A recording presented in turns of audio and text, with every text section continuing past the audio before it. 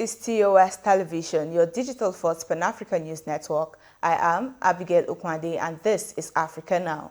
The Economic Community of West Africa States, ECOWAS Court, based in Abuja, Nigeria's capital, says it will deliver its judgment in a suit challenging the suspension of Twitter in Nigeria on January 20 of 2022. The Nigerian government suspended Twitter in June after the social media giant removed a post by President Muhammadu Buhari saying it violated its abusive behavior policy.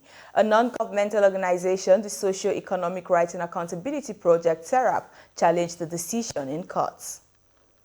Delayed election in Ethiopia's 3 regions commenced on Thursday for Ethiopians to vote for their representatives, and one area will also vote on whether to form its own regional state. Registration issues and a legal dispute delayed votes in the Somali region of Hara, and ballot and security issues delayed polls in the southwestern southern nations, nationalities and peoples region. Voters in part of SNNPR are also voting in a referendum on whether to break away and form their own regional state, which would make it Ethiopia's 11th. Regardless of the results from late voting, Prime Minister Abiy Ahmed will form the next government on October 4th. The United Nations has said summary killings in Eastern Democratic Republic of the Congo soared in August and was driven by armed groups and also security forces. In a news conference in the DRC's capital Kinshasa on Wednesday, the UN peacekeeping mission MONUSCO said 739 cases of breach of human rights were recovered last month compared to 492 in July. This resulted in the death of at least 293 civilians, including 63 women and 24 children, according to the estimates compiled by UN's Joint Human Rights Office in the DRC. 94% of the documented cases in August occurred in the troubled North Kivu and Ituri provinces. Diplomats have said Russia's delay with the appointment of panels of independent experts to monitor violations of UN sanctions on South Sudan, the Democratic Republic of Congo, Central African Republic, and Mali has left their work in limbo. Russia is unhappy with the number of experts appointed from Western countries, diplomats said, and would like more Russians to name to the panels. Russia is working to expand its influence in Africa, specifically challenging traditional French sway in Mali and CAR. The mandates for the panel of experts on South Sudan expired on July 1, for Congo August 1, Central African Republic on August 31, and Mali ends September 30th.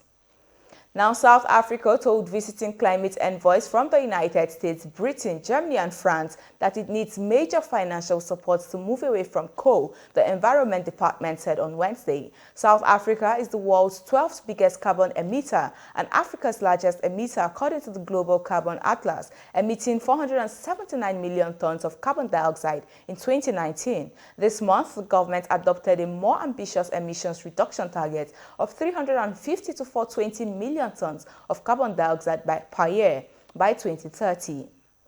This is your digital-first Pan-African news network, TOS Television. You are watching Africa Now, business and more stories coming your way after the break. To stay tuned.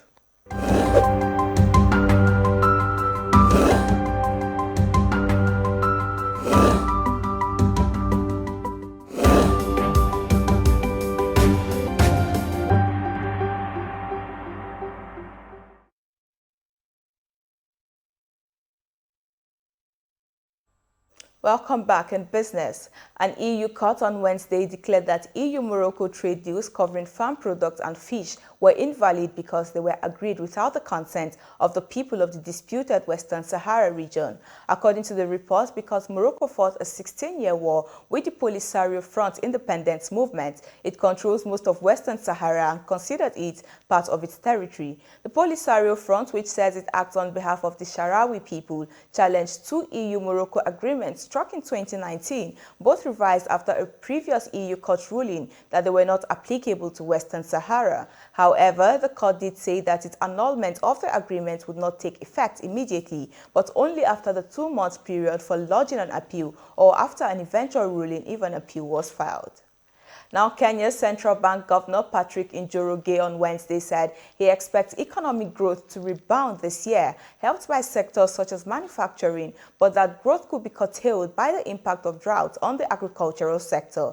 Njoroge told a virtual news conference that growth this year will be 6.1% and 5.6% next year. The Financial Ministry says forecasts 2021 economic growth to exceed 6%. And away from business, but still in Kenya.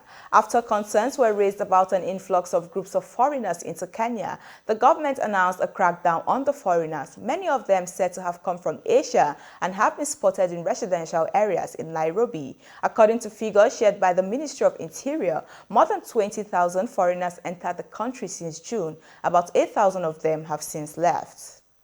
President Uhuru Kenyatta has announced a surprising reshuffle affecting 3 cabinet secretaries. President Kenyatta has moved Cabinet Secretary Eugene Wamalawa from the Devolution Ministry of Defense, while Cabinet Secretary Monica Juma has been transferred from Defense to Energy. Cabinet Secretary Charles Kita, who headed the Energy Ministry, will now be in charge of the devolution dockets. And in sports, the draw for the first Women's African Champions League, which will be held in Cairo in November, has taken place in the Egyptian capital. Host Egyptian team Wadi Delga were placed in Group A with Mali, Equatorial Guinea and Ghana. Group B brings together Morocco, South Africa, Nigeria and Kenya. The inaugural tournament will be played between November 5th and 19th. And that is it on Africa Now. For more updates, to visit our website at www.costvnetwork.com. Follow us and like our social media handles on Facebook, Twitter, and Instagram. And remember to subscribe on YouTube. To stay with us and enjoy more programs on TOS Television Network. I am Abigail Ukmade. Thanks for watching.